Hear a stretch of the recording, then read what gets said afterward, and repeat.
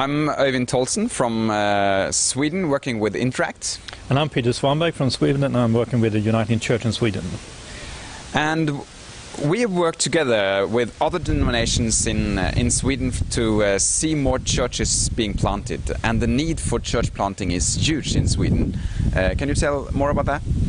Yes, we can see that through the statistics that we are closing almost one church every week for the last 10 years, and so that it's a great a huge need for new churches in Sweden. It is.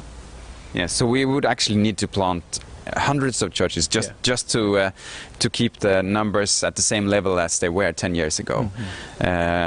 And we have started church planting training for church planters, and it's called M4, and it has been done in Norway for quite a few years, and we've sort of adopted that in Sweden.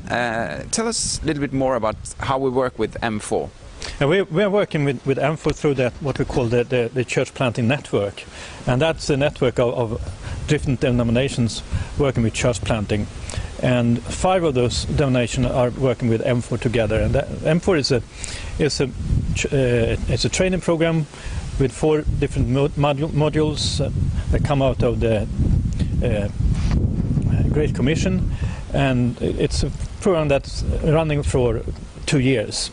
And it's training church planting teams in church planting and to help them to develop their vision and their skills and their plans and their work, and it's really a very good program for us, I think.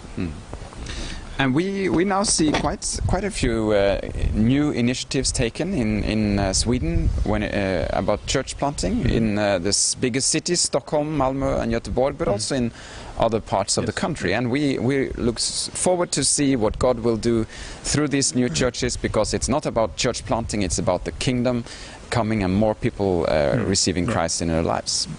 Yeah.